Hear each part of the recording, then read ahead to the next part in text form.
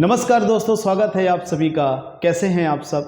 उम्मीद है आप सबकी प्रिपरेशन बहुत अच्छे से चल रही होगी और साथ ही साथ जिनका भी एग्ज़ाम एसएससी जीडी का आने वाले 11 जनवरी से स्टार्ट होने वाले हैं उनके लिए हम लोग ये वीडियो की सीरीज़ लेकर आ रहे हैं जिसमें एसएससी जीडी के प्रीवियस ईयर के मैथ्स के क्वेश्चंस या आने वाले एग्ज़ामों में संभावित प्रश्न जो हो सकते हैं उस पर हम लोग चर्चा करने वाले हैं। लगभग 300 क्वेश्चनों का हम लोग विश्लेषण करेंगे और इन क्वेश्चन के माध्यम से आपका रिवीजन भी होगा। साथ ही साथ जिन बच्चों ने अच्छे से नहीं पढ़ा है या जस्ट अभी स्टार्ट किया है तैयारी करना, उनके लिए भी काफ़ी ये बेनिफिशियल हो सकता है। आप देखेंगे लगभग ऐसे ही क्वेश्चन आपको एग्जाम में मिलेंगे। तो चलिए स्टार्ट करते हैं वीडियो की। और आज हम लोग पढ़ने जा रहे हैं एसएससी जीडी के प्रीवियस ईयर या अपकमिंग आने वाले एग्जामों के संभावित प्रश्न। तो देखते हैं पहला क्वेश्चन क्या है हमारा। पहला क्वेश्चन कह रहा है कि यदि किसी विद्यालय में कुल विद्यार्थियों में 60% लड़के हों और लड़कियों की संख्या 972 हो तो बताइए उस विद्यालय में कुल कितने लड़के हैं। पहली बात तो ये ध्यान रखिएगा, परसेंटेज हमेशा स्वयं के लिए 100% किसी भी संख्या का होता है। तो यहाँ पे अगर हम ये बोलें कि विद्यालय में कुल कितने विद्यार्थी हैं तो इन टर्म्स ऑफ परसेंटेज हम 100% बोल सकते हैं।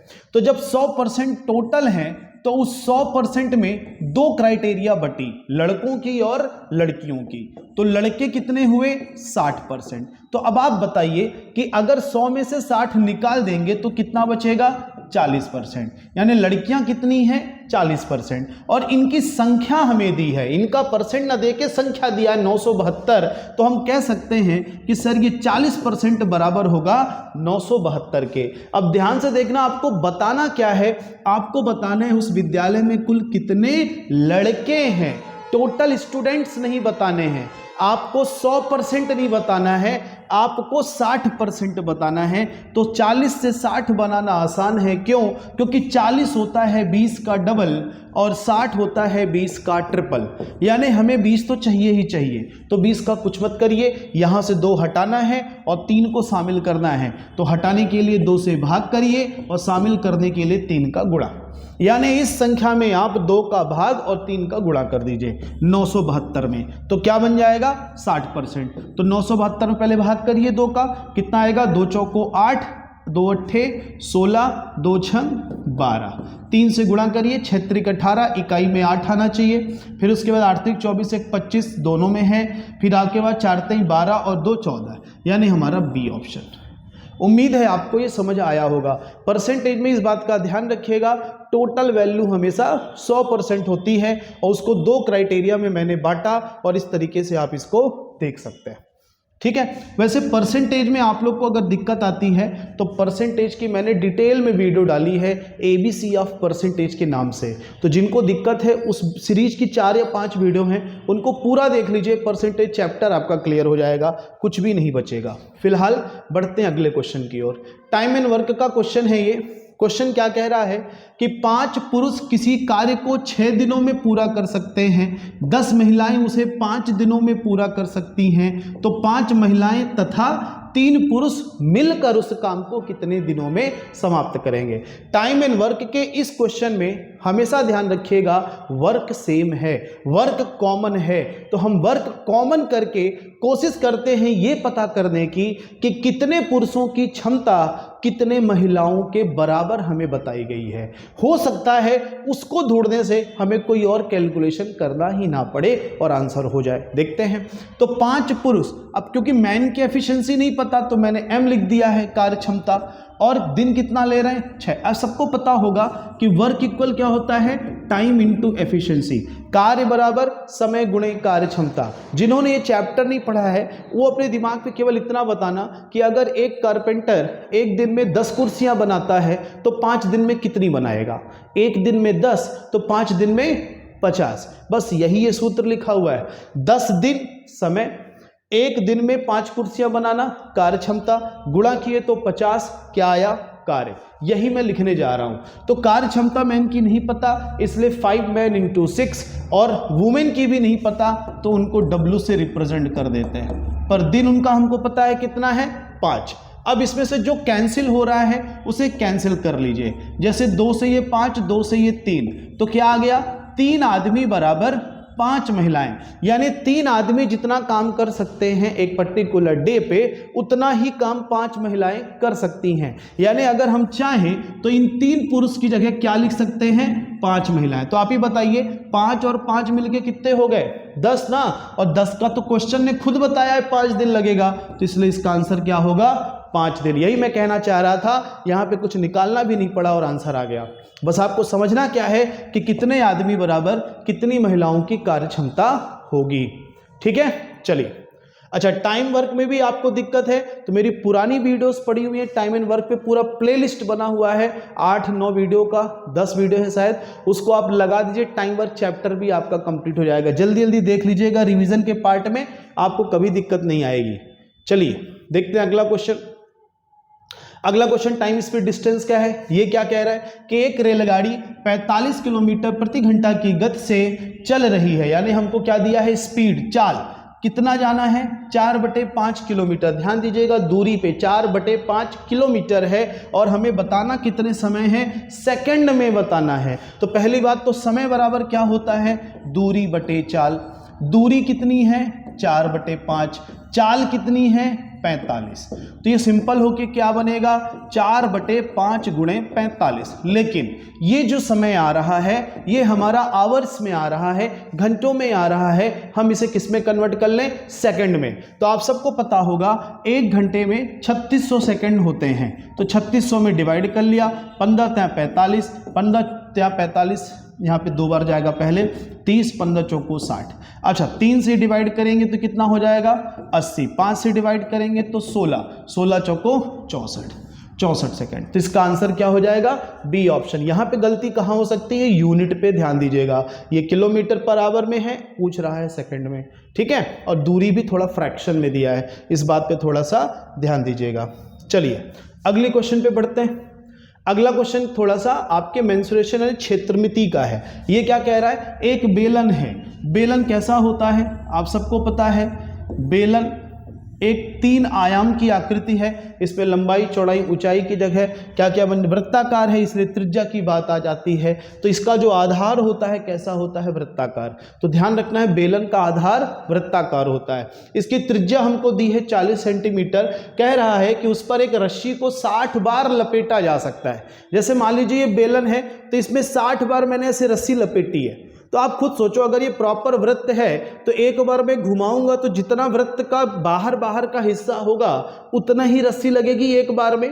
और किसी भी वृत्त का जो बाहरी हिस्सा होता है उसे हम परिधि बोलते हैं। ये हिस्सा हमने क्या बनाया परिधि। क्षेत्रफल में तो धागा नहीं लगने वाला, क्षेत्रफल में तो नहीं लगने वाला, इसलिए कहां पे लगेगा परिधि पर। आप एक बार घुमाओगे तो एक परिधि, 60 बार घुमाओगे तो 60 परिधि। तो यहां पे उस रस्सी की लंबाई क्या होगी, रस्सी की लंबाई होगी सर 1 परिधि गुणे 60। ये उस बेलन की जिसकी त्रिज्या हमें 40 बताई गई है। बात समझ आई आपको। अब कह रहा है यही रस्सी अब दूसरे बेलन में लपेटना है आपको, लेकिन उस बेलन की त्रिज्या 30 है। तो कितनी बार, बात तो वही है सर, एक बार लपेटने पे उसकी परिधि आएगी, कितनी बार लपेटेंगे वो डिपेंड करेगा उसकी परिधि और उसकी लंबाई पर। तो उसकी लंबाई तो हमें पता चल चुकी है, अब हमें क्या पता करना है कितनी बार घुमाना है। तो मान लो n बार घुमाना है और एक बार घुमाने में कितना जाएगा इस नए वाले वृत्त की परिधि। दोनों पे r अलग अलग है इसलिए मैंने भी वेरिएबल पे अलग कर दिया। अब ध्यान देखो 2π का कोई रोल ही नहीं है, 2π का कोई रोल, अगर हम इसको ना भी लिखते तो कोई फर्क नहीं पड़ता। चलिए तो यहाँ पे r जरूर हमें पता है, पहले का 40 दूसरे का 30। सॉल्व करिए, ये 30 2 कैंसिल हो गया तो n की वैल्यू कितनी आ गई 80, यानी कितनी बार घुमा सकते हैं 80 बार घुमा सकते हैं। क्षेत्रमिति जैसे चैप्टरों में आपको सूत्र से ज्यादा डायग्राम अगर क्लियर है, उनका फिगर आउट आपके दिमाग में बना रहता है कि बेलन क्या है, घन क्या है, घनाभ क्या है, आयत क्या है, वृत्त क्या है, तो आपको कभी भी फॉर्मूला रटना नहीं पड़ेगा। कभी मौका मिलेगा तो उस पर भी डिस्कशन करेंगे। फिलहाल बढ़ते हैं अगले क्वेश्चन पर। अगला क्वेश्चन हमारा क्या कह रहा है, अच्छा ये ब्याज का क्वेश्चन हो गया।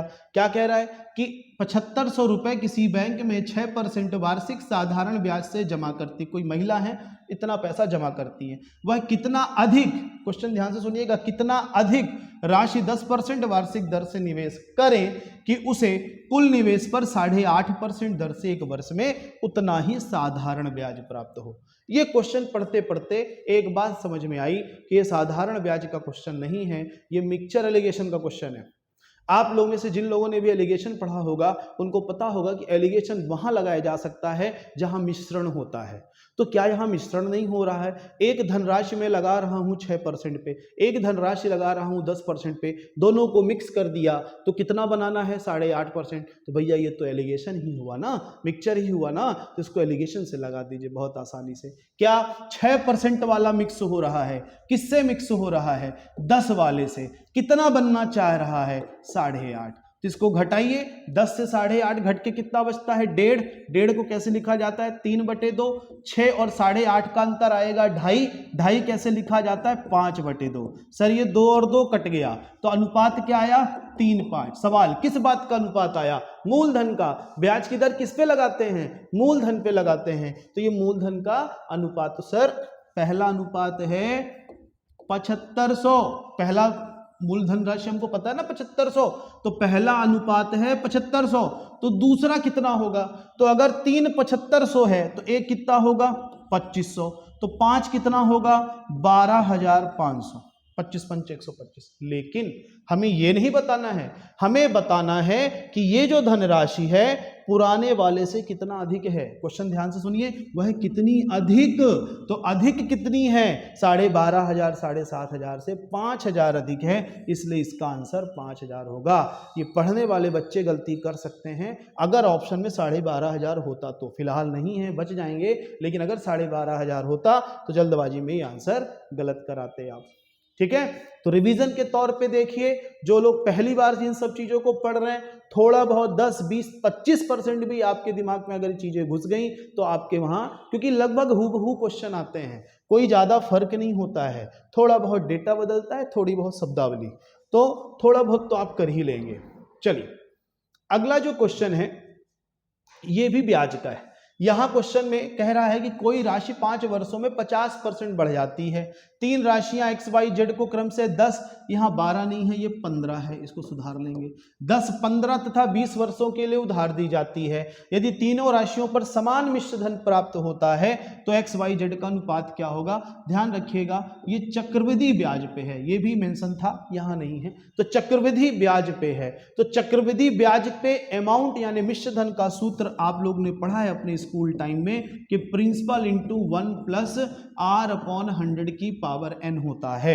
यही सूत्र लगा के हम इस क्वेश्चन को सिंपल बना लेंगे। कैसे बना लेंगे? क्योंकि पहली बात आपने बताई कि 5 वर्षों में कितना हो रहा है? 50% बढ़ गया। 50% बढ़ गया मतलब हो कितना गया? 150%। 150% का सिंपल करें तो 3/2, यानी ये पूरा हिस्सा कितना हुआ? 3/2। पावर में कितना जा रहा है आपके? 5 वर्ष जा रहा है, तो इसका पावर 5 बराबर 3/2। कैसा? सब संख्या रखकर देख लेते हैं। मान लीजिए मैंने 100 रुपए प्रिंसिपल माना, एक धन, आर हमें नहीं पता, पावर कितने वर्षों में? 5 वर्ष बोला ना, कितना हो गया? 50% बढ़ गया तो हो कितना गया? 150। इसी को मैं कह रहा हूं 100 को इधर ला दो तो ये क्या बन जाएगा? 1/r 5, 150/100 को सिंपल करो तो 3/2। ये बात समझ आई आप सबको कि इसकी पावर 5 होगी तो 3/2 होगा।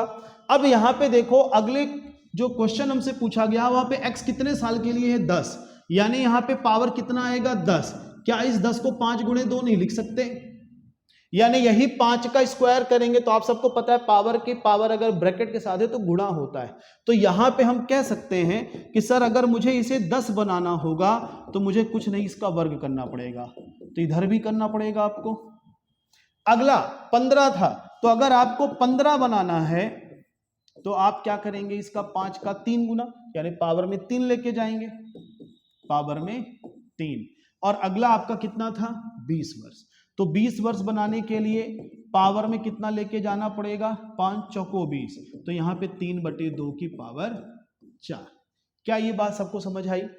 सभी के प्रिंसिपल क्या है? एक्स वाई जेड, वो अलग बात है, मैं समझा रहा हूं केवल इतने की वैल्यू।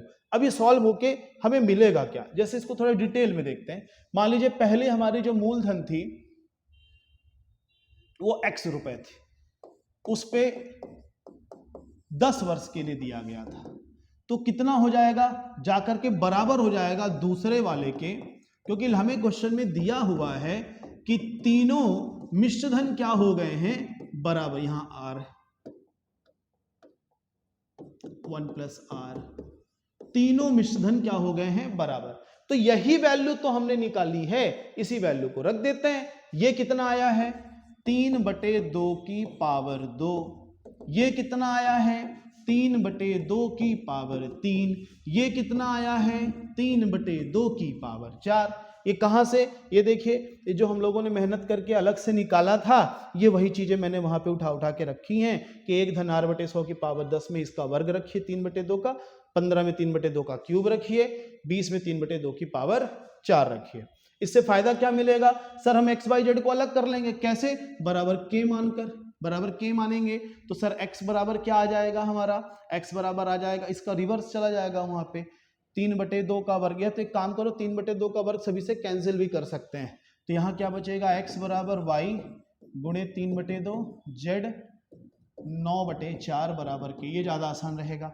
तो x बराबर क्या आया सर, k/1, y बराबर क्या आया 2k/3, z बराबर क्या आया k 4k/9, और इन्हीं का अनुपात हमको चाहिए। तो देखो किसका अनुपात, k तीनों में है ना, तो कट गया, यानी अनुपात आपको किसका बताना है, आपको अनुपात बताना है 1/1, 2/3, 4/9। अच्छा क्वेश्चन है ये, तो ध्यान रखना एग्जाम में एक आध क्वेश्चन ऐसे भी होते हैं जो टाइम लेते हैं। तो 3 9 का हो गया 9, 3 3 9, 3 दूनी 6, 9 से 9 कटा, कितना बचा 4, 9 6 4। थोड़ी मेहनत है पर बहुत आसान क्वेश्चन है, बस थोड़ा सा लेंदी क्यों है, क्योंकि फ्रैक्शन आ रहा है, मुझे आपको समझाना पड़ रहा है। यही जब आपको समझ आ जाएगा तो बहुत सी चीजें आप स्किप करके आंसर लिख देंगे। समझ आया, तो आंसर क्या आ रहा है 9 6 4। देखते हैं ऑप्शन 9 6 4, ये बी ऑप्शन में है 9 6 4। तो समझ गए आप लोग, पहले हमने अमाउंट के फॉर्मूले से ये बनाया, 1 धन r/100 की पावर 5 का मतलब कितना है 3/2, फिर इसी को हमने 10 बनाया, इसी को 15, इसी को 20, और फिर जाकर के इनकी वैल्यू जो मिश्रधन बराबर दिया था क्वेश्चन ने कहा उसमें रखा, उससे x y z अलग किया और फिर उनका रेशियो निकाल लिया। तो रेशियो कितना आया 9 6 4। उम्मीद है आप लोग को समझ आ रहा होगा। जिनको थोड़ी दिक्कत गई होगी तो दोबारा जाकर के जब ये खत्म हो जाएगी वीडियो तो दोबारा इस चीज को अच्छे से पढ़ लीजिएगा, ठीक है। चलिए अब बढ़ते हैं अगले क्वेश्चन में। अगला क्वेश्चन रेशियो प्रोपोर्शन से दिख रहा है, कह रहा है कि एक थैली में 1 रुपए, यहाँ पे कॉमा है, 1 रुपए 50 पैसे तथा 10 पैसे के सिक्के इस अनुपात में हैं, तो यदि इनका कुल मूल्य 102 रुपए है तो 10 पैसे के सिक्कों की संख्या क्या होगी। देखो ऐसे क्वेश्चन आते ही आते हैं, आपको ध्यान रखना है सिक्कों की संख्या अलग चीज है, सिक्कों की कीमत अलग चीज है। जैसे आपके पास 5 रुपए के सॉरी 5 रुपए के 2 सिक्के हों और 10 रुपए के 2 सिक्के हों, तो सिक्कों की संख्या तो बराबर है 2 2, पर क्या कीमत बराबर है, नहीं ना। 5 रुपए 2 सिक्के 10 रुपए बनाएगा, 10 रुपए के 2 सिक्के 20 रुपए बनाएगा, तो कीमत तो बराबर नहीं है। तो आपको ध्यान देना है, यहां बात 102 कीमत की हो रही है और ये अनुपात किस चीज का दिया है, संख्या का। तो पहली बात तो ये अनुपात में इसको नहीं बांटना है, 102 को आपको इस अनुपात में नहीं बांटना है। अगर ये कीमत है तो इसको कीमत बनाइए फिर उसको बांट दीजिए।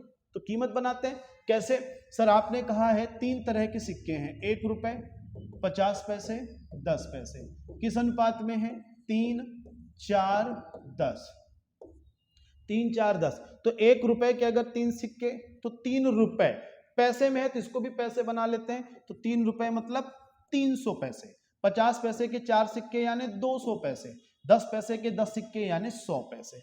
अनुपात सिंपल करें तो 3 2 1, 3 2 1 के अनुपात में 102 को बांटिए। क्यों, क्योंकि ये भी अब कीमत है और ये भी कीमत है। अब हमें पता किसका करना है, 10 पैसे का, तो 10 पैसे लास्ट वाला था, इसको उठाइए, तो सर 1 बटे टोटल 3 2 5 1 6, 102 का, तो बताइए 17 छंग 102 होता है। लेकिन ये रुपए आया है, 17 रुपए बनाएंगे 10 पैसे के सिक्के, और 1 रुपए बनाने में 10 सिक्के लगेंगे, 10 दाहम 100, तो 10 सिक्के 1 रुपए बनाते हैं तो 17 रुपए बनाएंगे 170 सिक्के। इसमें गुणा 10 कर देना। ये 17 रुपए है, सिक्कों की संख्या बनाने के लिए 10 से गुणा, तो कितना बन जाएगा 170। और ऐसे क्वेश्चन आते ही आते हैं, ध्यान रखिएगा। चलिए बढ़ते हैं अगले क्वेश्चन पर। थोड़ा सा मेंसुरेशन फिर से आ गया। कह रहा है कि एक आयताकार खेत है, ये खेत की लंबाई उसकी चौड़ाई से 1/3 गुनी है, अधिक नहीं है। ठीक है, तो खेत का परिमाप अगर 550 मीटर हो तो उसका क्षेत्रफल कितना होगा। तो देखो क्षेत्रफल होता क्या है किसी भी आयत का, लंबाई गुणे चौड़ाई। तो लंबाई चाहिए, चौड़ाई चाहिए, और इन्होंने क्या दिया है कि आयताकार खेत की जो लंबाई है चौड़ाई से इतनी गुनी है। तो इसको थोड़ा सिंपल करना तो क्या बनेगा, 7/4, 4 एकम 4 3, 7/4। ये क्या है, लंबाई इतनी गुनी, किसकी, चौड़ाई की।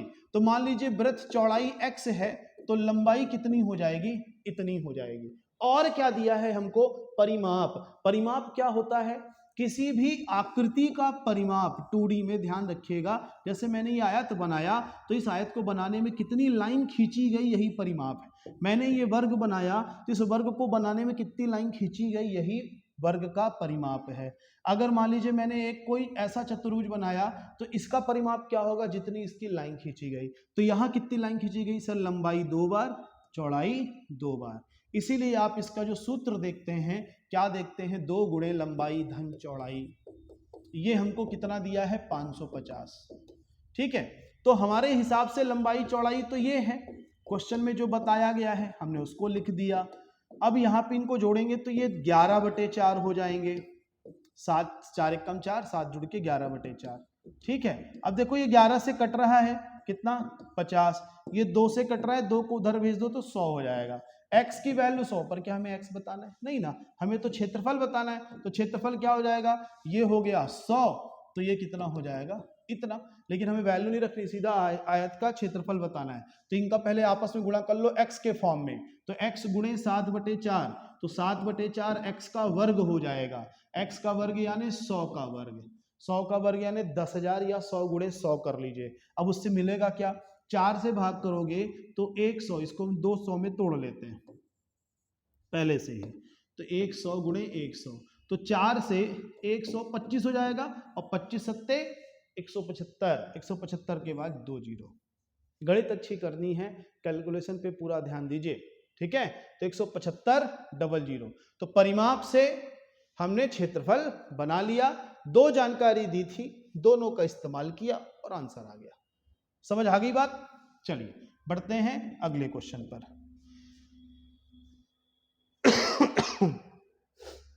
ये क्वेश्चन थोड़ा अधूरा है, इसको पूरा कर लेंगे। कह रहे हैं कि एक पुस्तक विक्रेता पुस्तकों पर 10% की छूट देता है। अगर 1000 से अधिक की खरीद पर बिल की रकम है तो वो 10% की अतिरिक्त भी छूट देता है। तो इसके आगे क्वेश्चन था कि अगर मान लीजिए बिल 1200 रुपए का बना तो कितनी छूट होगी। हमें यह बताना है कि अगर 1200 रुपए का बिल बना तो कितनी छूट होगी। तो पहली बात तो यह है, इसको हम नहीं पता, हमें एबी प्रिंसिपल नहीं पता, हमें मल्टीप्लाइंग फैक्टर। तो क्या करें सर, पहले 1200 का 10%, जो बिल बचेगा उसका फिर से 10%। लिखा है ना कि शेष जो बिल बचेगा उसका फिर से वो 10% का क्या दे देगा, आपको छूट दे देगा। तो यहाँ पे 1200 का 10% कितना हुआ, 120। छूट दे देना मतलब घटा देना, 120 घटाओगे तो कितना बचेगा, 1080। अब 1080 आपको देने हैं नहीं, वो 10% और छूट दे देगा। तो 10% और दे देगा तो 108। किसी भी संख्या का 10% बहुत आसान होता है, इकाई के पहले दशमलव लगा दीजिए। तो 1200 का 10% 120, 1080 का 10% 108। इसको जोड़ दीजिए, कितना हो गया, 228। तो ये क्वेश्चन का आंसर क्या हो जाएगा, बी ऑप्शन 228। बहुत ही आसान क्वेश्चन है लेकिन ट्रिकी है। 10 20 कई लोग गलती कर जाएंगे इसमें और 240 लगा देंगे, ऑप्शन है ना। तो ध्यान देना, 10% फिर 10%, ये 19% बनता है। जिनको एबी प्रिंसिपल पता होगा वो लगा कर देख लेंगे। -10 -10 माइनस प्लस 100/100, ये 1 हो जाएगा। -20 1 कितना बना, 19%। माइनस डिस्काउंट के लिए हो गया, तो 19% 1200 का इतना ही आएगा जितना अभी आपने निकाला है। नहीं पता, बेसिक तरीके से लगा लीजिए, ये भी कोई बहुत लेंदी नहीं है। चलिए बढ़ते, बाकी ये परसेंटेज के हैं क्वेश्चन। तो मैंने जो कहा है ना एबीसी ऑफ परसेंटेज, पढ़ लीजिएगा एक बार, इन सब क्वेश्चन में कोई दिक्कत नहीं आएगी आपको, प्लेलिस्ट बनी हुई है। हाँ जी, फिर से क्षेत्रमिति आ गई। क्षेत्रमिति क्या कह रही है इस बार कह रही है क्वेश्चन कि किसी घन का पृष्ठ क्षेत्रफल यानी संपूर्ण पृष्ठ क्षेत्रफल यानी टोटल सरफेस एरिया 54 वर्ग मीटर है तो उसकी भुजा कितनी होगी। एक बात याद रखिएगा, घन पासा होता है ना, जैसे आप लोग लूडो वगैरह खेलते हैं, कुछ उसी को हम घन बोल सकते हैं प्रॉपर। घन का संपूर्ण पृष्ठ, किसी का भी संपूर्ण पृष्ठ का मतलब होता है उस बॉक्स को पूरी तरह से पैक कर देना। मान लीजिए कार्टून का बॉक्स ऐसा है तो इसका हर फेस कैसा होगा, वर्गाकार। तो एक वर्ग नहीं है, यहां कितने बनेंगे, 6 वर्ग। एक वर्ग का एरिया होता है ए स्क्वायर, तो 6 वर्ग का 6a स्क्वायर, या तो डायरेक्ट याद रहे सॉरी, एक वर्ग का ए स्क्वायर तो 6 वर्ग का 6a स्क्वायर। ये कितना दिया हुआ है हमको, 54। 6 से डिवाइड कर दीजिए 9, तो a की वैल्यू कितनी आ गई, 3। सर यही बतानी थी। भुजा, तो भुजा कितना हो गया, 3 मीटर। ठीक है, फॉर्मूले हैं मेंसुरेशन पे और कुछ नहीं। चलिए बढ़ते हैं अगले क्वेश्चन पे। अगला क्वेश्चन क्या कह रहा है कि अगर ए और बी किसी कार्य को क्रमशः 15 व 10 दिन में पूरा करते हैं, उन्होंने कार्य को 30,000, ये 30,000 है, 30,000 में पूरा करने का ठेका लिया था, तो ठेके की धनराशि में ए का भाग क्या होगा। ध्यान रखिएगा, किसी को पैसा कितना मिलेगा, जितना वो काम करेगा। कितना समय दे रहा है इससे मतलब नहीं है, कितनी कार्य क्षमता है अकेले उससे मतलब नहीं है, कितना काम करेगा उतना पैसा पाएगा। अब यहाँ पे दोनों ने मिलके काम किया है तो समय हो गया बराबर, तो बचा क्या, कार्य क्षमता। तो जिसकी ज्यादा कार्य क्षमता वो ज्यादा पैसा ले जाएगा। तो यहाँ पे देखो समय दिया है, समय क्या दिया है, 15 व 10। तो सिंपल थोड़ा रेशियो के रूप में करूं मैं तो क्या बन जाएगा, 3:2। ये किस चीज का रेशियो है, समय का। थोड़ा सा आप लोग को पता होगा कि टाइम जो होता है एफिशिएंसी का व्युत्क्रमानुपाती होता है, तो हमें पता चल गया कि टाइम अगर 3:2 है तो उनकी एफिशिएंसी 2:3 रही होगी। बस इसी अनुपात में पैसे को बांट देना है। टाइम एंड वर्क का सिंपल सा क्वेश्चन है। यहां पे कार्य क्षमता अकेले से मतलब तो नहीं रखती, पर क्योंकि समय दोनों का बराबर दिया हुआ, दोनों ने मिलकर काम किया है तो समय बराबर है। समय बराबर है तो जो पैसा बढ़ जाएगा वो कार्य क्षमता पे बढ़ जाएगा, 2:3 पे। हमें किसका बताना है, ए का हिस्सा, तो ए का हिस्सा हो जाएगा 2/5। कितने का, 30,000 का। इसको सिंपल करेंगे तो आएगा 12,000। ठीक है, बी का हिस्सा कितना आ जाएगा, यहाँ पे 3/5 हो जाएगा तो 18,000 बनेगा। क्या बाकी टाइम एंड वर्क में अलग अलग वीडियो पे मैंने ये सब बताया, वर्क एंड वेजेस के नाम से एक अलग ही पार्ट बना हुआ है, देख लीजिएगा। 15-20 मिनट की वीडियो है, पूरा हो जाएगा आपका। चलिए अगला, हाँ जी, थोड़ा सा एवरेज से जुड़ा हुआ क्वेश्चन है। कह रहा है क्रिकेट के एक खेल के पहले 10 ओवर में रन रेट केवल 3.2 था, शेष 40 ओवर की रन रेट कितनी रहनी चाहिए कि 282 रन का लक्ष्य प्राप्त किया जा सके। ठीक है, मतलब 282 रन हमें बनाने हैं। तो बड़ा सिंपल है, 10 ओवर में अगर 3.2 की रेट से बनाएंगे तो 32 रन बना पाएंगे। तो 32 रन बना चुके हैं, 282 बनाने हैं, तो कितने और बनाने पड़ेंगे, 250 घटा देंगे। अब ये 250 बनाने के लिए हमारे पास ओवर कितने बचे हैं, 40। तो पहले 0 से 0 कट गया, 25 में 4 का भाग कर दीजिए। 25 में 4 का भाग करेंगे तो 6.25। 6 चौको 24, 4 दूनी 8, 4 पंचे 20। आसान क्वेश्चन है, बहुत इजी क्वेश्चन। बाकी इसको एलिगेशन से भी कर सकते हैं, लेकिन एलिगेशन लेंदी हो जाएगा, ज्यादा आसान यही पड़ेगा आपको। ठीक है, चलिए बढ़ते हैं अगले क्वेश्चन पे। अगला क्वेश्चन क्या कहता है, यदि 5 संख्याओं का माध्य, ध्यान रखिएगा, माध्य बहुलक मध्यिका, इस पे एक क्वेश्चन जरूर आएगा, तो इसकी भी वीडियो बनी हुई है ना, तो उसको जाकर के आप देख लीजिएगा। ठीक है, इसी मीन मीडियन मॉड के नाम के चैप्टर से है। ठीक है, उसको जरूर देखिएगा, 15-20 मिनट में आपका पूरा एक चैप्टर कवर हो जाएगा। फिलहाल देखते हैं इस क्वेश्चन को। तो माध्य औसत 5.4 है, तो इन संख्याओं का कुल योग, बड़ा आसान है सर, टोटल योग बटे संख्याओं की संख्या बराबर ही तो एवरेज होता है। कुल आंकड़ों का योगफल बटे आंकड़ों की संख्या। तो अगर आपने औसत बता दिया, संख्या बता दिया, तो इसको इधर ले जाएंगे तो गुणा हो जाएगा, यानी संख्या गुणे एवरेज कर दीजिए बस। तो कितनी संख्या है, 5, औसत क्या है 5.4, गुणा कर दीजिए 27। बहुत आसान क्वेश्चन है ये तो। ठीक है, चलिए तो इस पे आप आगे बढ़ते हैं, क्योंकि इजी क्वेश्चन है, जिन्होंने नहीं पढ़ा उनसे भी ये बनेगा, है ना। चलो अगला क्वेश्चन कह रहा है, 2 संख्याओं का लघुत्तम समापवर्तक और महत्तम समापवर्तक का गुणनफल 24 है। ध्यान देखिएगा, संख्याओं का नहीं, लघुत्तम समावर्तक और महत्तम समावर्तक का गुणनफल 24 है। तो यदि संख्याओं का अंतर 2 है तो बड़ी संख्या क्या है? देखो, इसको डिस्क्रिप्टिव वे पे लगाने जाएं या ऑप्शन से लगा लीजिए। मेरा कहना है ऑप्शन से लगाइए, कोई बहुत बड़ी संख्या नहीं है, ये जल्दी जल्दी हो जाएगा। अच्छा, हमें ऑप्शन में क्या दिया हुआ है? बड़ी संख्या। तो छोटी संख्या क्या होगी? 2 कम होगी। जैसे इस ऑप्शन में 3 है तो छोटी संख्या 1 होगी इसके लिए। इस ऑप्शन में 4 है तो छोटी संख्या 2 होगी। इस ऑप्शन में 6 है तो छोटी संख्या 4 होगी। इस ऑप्शन में 8 है तो छोटी संख्या 6 होगी। तो यहाँ पे लघुत्तम महत्तम का गुणा 24 कभी आएगा? नहीं आएगा सर। 1 3 का महत्तम 1 आएगा, 3 1 का लघुत्तम 3 आएगा, 3 1 कम 3, तो ये ऑप्शन कैंसिल। 4 2 का लघुत्तम 4 ही आएगा, महत्तम 2 आएगा तो गुणा करने पे 8 आएगा, सर ये भी कैंसिल। इसको चेक करिए, 8 6 का लघुत्तम कितना आएगा? 8 6 है तो 24 सर अकेला लघुत्तम ही हो गया और 2 महत्तम हो गया, तो 24 दूना 48 हो गया। यानी ऑप्शन ये होना चाहिए, चेक कर लीजिए। 6 4 का लघुत्तम 12, 6 4 का महत्तम 2, गुणा कर लीजिए 24, मिल गया हमारा आंसर। दूसरा तरीका डिस्क्रिप्टिव वाला क्या कहता है कि दो संख्याओं का गुणनफल उनके लघुत्तम और महत्तम के गुणनफल के बराबर होता है। ये बात नोट कर लीजिएगा, इस पे क्वेश्चन बन सकता है। दो संख्याओं का गुणनफल उनके लघुत्तम और महत्तम के गुणनफल के बराबर होता है। तो दो संख्याएं तो नहीं पता है पर उनके बारे में एक डेटा पता है कि सर अगर एक संख्या x है तो अगली संख्या x-2 होगी क्योंकि उससे 2 छोटी होगी और ये बराबर हो जाएगा इनका लघुत्तम महत्तम का गुणा 24। तो यहाँ से एक छोटा सा वर्ग समीकरण बनेगा और हमें ये हल करना पड़ेगा।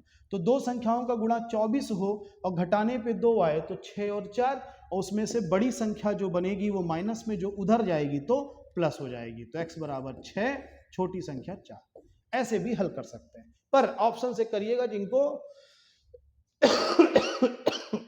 सॉरी लघुत्तम महत्तम निकालना आता है। चलिए नेक्स्ट, ये भी एक आसान क्वेश्चन। क्या कह रहा है? ए और बी की आयु का अनुपात 2:3 है। अनुपात दिया है ए और बी की आयु का और कह रहा है कि जो ए है जो बी है वो ए से 3 वर्ष अधिक, सीधी सी बात है बी ही अधिक होगा। अनुपात में कितना अधिक है?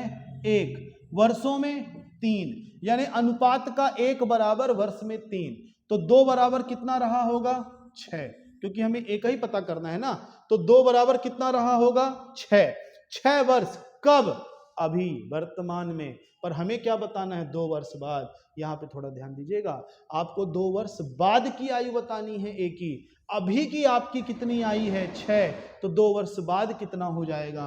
8। यहीं पे गलती होगी। क्वेश्चन तो आसान है पर आंसर देते वक्त आप गलती कर सकते हैं। तो ध्यान दीजिएगा, 6 वर्ष होगा पर वर्तमान, 2 वर्ष बाद कितना होगा?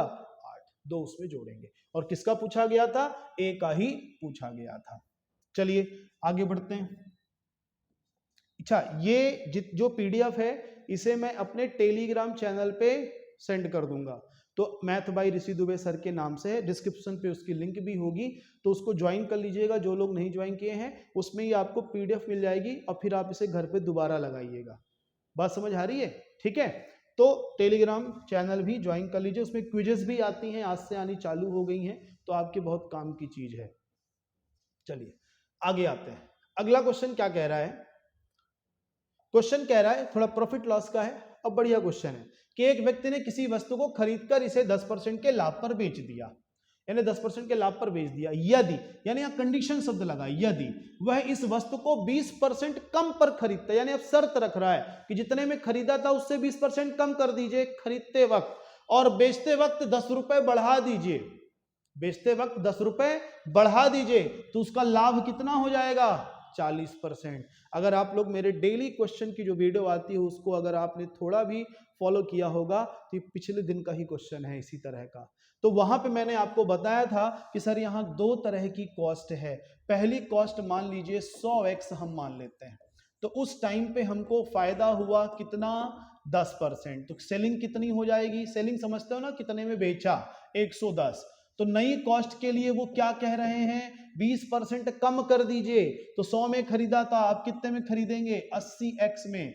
बेचा कितने में? जितने में पुराना बेचा था उसमें 10 रुपए जोड़ दीजिए, ये नई सेलिंग प्राइस। अगर हम ऐसा करेंगे तो क्या होगा? 40% का लाभ। अब ये 40% का लाभ किस पे लगेगा? कॉस्ट पे। कौन सी? नई। तो नई कॉस्ट कौन सी है, सॉरी ये सीपी है, नई कॉस्ट कौन सी है 110, तो 110x का, सॉरी उल्टा लिख दिया मैंने, ये सेलिंग प्राइस था, ये कॉस्ट है।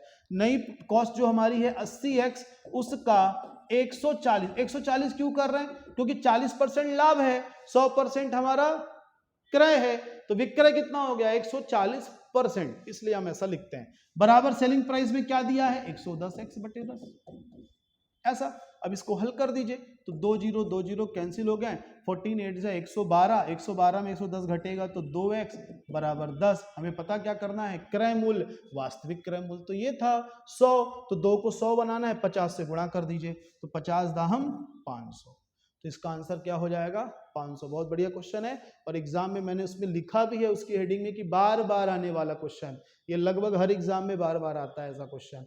तो ध्यान रखिएगा, यहाँ 2 तरह की कॉस्ट है, 2 तरह की सेलिंग प्राइस है, और 2 तरह के प्रॉफिट परसेंट है, तो दोनों को थोड़ा सा समझ के चलना है कि कौन सी प्रॉफिट किस पे लगानी है। चलिए अब बढ़ते हैं अगले क्वेश्चन पे। अगला क्वेश्चन परसेंटेज का फिर से कह रहा है एक परीक्षा में एक विद्यार्थी को 30% अंक मिले और वह 12 अंक कम मिलने से फेल हो गया। ऐसा क्वेश्चन एग्जामिनेशन वाला आता ही आता है, वो फेल हो गया कितने नंबर से 12 नंबर से। दूसरे विद्यार्थी को 40% नंबर मिल रहे हैं और पासिंग मार्क्स से वो 18 अंक अधिक है, यानी ये ज्यादा पा रहा है, ये फेल हो गया। तो एक बात बताओ, जो कम पा रहा है तो फेल हुआ, तो उसको दे देंगे तो पास हो जाएगा, जो ज्यादा पा रहा है उससे वापस ले लेंगे तो वो भी पासिंग मार्क पे आ जाएगा। देना मतलब प्लस, वापस लेना मतलब माइनस, यानी उस 30% वाले को आप 12 नंबर दे दीजिए और 40% वाले से 18 नंबर ले लीजिए, क्योंकि वो 18 नंबर ज्यादा था ना, तो ये दोनों पासिंग मार्क पे आ जाएंगे, दोनों पासिंग मार्क पे आ गए तो दोनों बराबर हो जाएंगे। तो जैसे ही परसेंट एक तरफ करोगे, ये 18 इधर आएगा तो प्लस हो जाएगा, 18 12 30, 10% 30 है। अच्छा ध्यान से, हमें निकालना क्या है, हमें निकालना है पास होने के लिए कितने अंक चाहिए, हमें टोटल पूर्णांक नहीं बताने हैं, पासिंग मार्क कितना होना चाहिए। तो सर अगर 10% 30 है तो ये हमने क्या बनाया था, पासिंग मार्क ही तो बनाया था। तो 30% कितना होगा, 10 अगर 30 है तो 30% 3 गुना 90, साथ में 12 अधिक, तो 92, 90 और 12 जोड़ देंगे तो 102, ये ऑप्शन। चाहे आप इधर भी रख दोगे वही आएगा। 40% कितना बनेगा, 3 गुना 120, 120 में 18 घटाएंगे तब भी 102। तो आप देख सकते हैं दोनों ही तरीके से क्वेश्चन आए। और ये जो मैंने आपको बोला है ABC आप परसेंटेज वाली प्लेलिस्ट पे जाकर के देखिए, उस पर सब आसानी से समझाया है कि एग्जामिनेशन वाले क्वेश्चन कैसे किए जाते हैं। चलिए बढ़ते हैं अगले क्वेश्चन पर। उम्मीद करता हूं समझ आ रहा होगा। स्पीड ज्यादा होगी या कम करनी है, आप लोग एक बार कमेंट बॉक्स पे जरूर बताइएगा, जिससे मैं उस चीज को मेंटेन कर पाऊं। और कोशिश करें हम लोग कि 10 तारीख के पहले पहले हम लोग 300 अच्छे जबरदस्त क्वेश्चन कंप्लीट कर लें। चलिए देखते हैं अगला क्वेश्चन क्या है। कह रहा वर्गमूल निकालिए। ऐसे क्वेश्चनों को देखकर परेशान मत होइएगा, ये बहुत आसान क्वेश्चन होते हैं। आप इनका एक बार गुणा तो करके देखिए। ये क्या लिखा है सर, ये लिखा है a प्लस बी गुणे a माइनस बी। तो a plus b a minus b क्या होता है, a square minus b square. तो जैसे ही करोगे तो a की जगह 7 है तो 7 का वर्ग 49, b की जगह ये पूरा है तो 3 का वर्ग हो जाएगा 9, वर्गमूल 5 से 5 वर्गमूल हट जाएगा तो 9 पन्ना 45, 49 में 45 घटाइए कितना बचा 4, पर 4 आंसर नहीं है क्योंकि हमें इसका वर्गमूल करना है, तो वर्गमूल करेंगे तो 2, आंसर बी। थोड़ा ध्यान से है ना, 4 भी ऑप्शन में था, जल्दबाजी में नहीं करना है। तो ये इस सूत्र पर आधारित क्वेश्चन था। ठीक, चलिए अगला क्वेश्चन हमारा डीआई पर बेस्ड है। ये जो क्वेश्चन है ये क्वेश्चन कह रहा है, थोड़ा सा इसको, हाँ सकल लाभ। यहां पे 2 तरह के लाभ है, शुद्ध लाभ, सकल लाभ। सकल लाभ ये लाल कलर की हो गई, ये थोड़ी ब्लू कलर की आपकी होगी शुद्ध लाभ। तो क्वेश्चन कह रहा है कि सकल लाभ किस वर्ष में शुद्ध लाभ से 2 गुना है, डबल है। तो यहाँ पे देखो हर वर्ष हमारे ऑप्शन में है, तो यहाँ कितना है लगभग 10 और यहाँ कितना है 30। तो यहाँ पे सकल लाभ 30 है, शुद्ध लाभ 10 है, तो 3 गुना है, पर हमको तो 2 गुना बताना है, तो ये ऑप्शन नहीं है सर। यहाँ पे कितना आ रहा है 15, और ये कितना आ रहा है 40, तो सर ये भी 2 गुना नहीं है, 15 का 2 गुना तो 30 होता, यानी ये 2 ऑप्शन कैंसिल हो गए। तीसरे ऑप्शन पे आइए, ये कितना हमारा दिया है 25 और ये कितना दिया हुआ है 45, तो सर ये भी नहीं हो सकता है क्योंकि 25 का 50 होता है, बस यही है हमारा 50, ये देखिए तो 50 पे आ जाएगा। तो कौन सा सन था 1997 आपके पहले ऑप्शन में है। ये केवल ग्राफ देख के आंसर देना होता है, ठीक है। डीआई का एक आध क्वेश्चन जरूर रहता है हर सेट पे, तो इस पे थोड़ा सा काम करिए, बहुत आसान चीज है, बस थोड़ा ग्राफ अच्छे से देखना है। अगला क्वेश्चन इसी ग्राफ पर है, कह रहा है कि 1995 के सकल लाभ की तुलना में उस वर्ष के शुद्ध लाभ का प्रतिशत कितना है। तो इस बार पर्टिकुलर एक ईयर की बात हो रही है 1995, तो 1995 में शुद्ध लाभ है कितना सर 15, और शुद्ध लाभ का कितना प्रतिशत है, तो यहाँ पे शुद्ध लाभ हुआ 15 और सकल लाभ कितना है सर, सकल लाभ हमारा है 40, तो 15-40 का कितना परसेंट है ये बताना है। तो 5 से कट गया 3/8, 1/8 होता है 12.5, 3/8 37.5, जिनको नहीं पता वो 300 में 8 का भाग कर लीजिएगा, कितना आ जाएगा 37.5%, ठीक है। तो ये एक तरीके से एक सेट हम लोगों ने कंप्लीट किया, ठीक। नंबर ऑफ क्वेश्चन धीरे धीरे बढ़ाते चले जाएंगे हर सेट पर, अभी शुरुआत है, पहला दिन है, तो 20-22 जो भी क्वेश्चन आपके डिस्कस हुए हैं उनको पहले देखिए आपसे कितने बनते थे, है ना। पीडीएफ जरूर टेलीग्राम पे जाकर के देख लीजिएगा, क्वेश्चन एक बार अपने से ट्राई भी कर लीजिएगा। जिनका पेपर है बिल्कुल लग जाइए, क्योंकि आने वाले 1-2 साल में इतनी वैकेंसी आने वाली है कि आप थक जाएंगे एग्जाम देते देते। लेकिन इसका मतलब ये नहीं कि आपका सिलेक्शन हो जाएगा, क्योंकि आप जैसे लाखों बच्चे तैयारी कर रहे हैं और बड़े ईमानदारी से मेहनत कर रहे हैं। तो हम लोग कोशिश करेंगे कि इस 7-8 दिन में पूरा रिवीजन हो जाए, उसके बाद अगली जब कभी भी एग्जाम आएगा तो एक बार पूरी मैथ जरूर पढ़ के जाइएगा, ठीक है। चलिए, तो आज के लिए धन्यवाद, कल फिर मिलेंगे 9 बजे, ठीक है। फिर भी आपके कोई डाउट या कुछ भी दिक्कतें हैं तो आप मुझे बता दीजिएगा कमेंट सेक्शन पे, और जब ये वीडियो प्रीमियर होगी उस टाइम पे मैं लाइव चैट रहता हूं, तो उसमें भी आप तुरंत आपसे क्वेश्चन पूछा जा सकता है और मैं उसका जवाब दूंगा, ठीक है। तो आज के लिए इतना ही, धन्यवाद।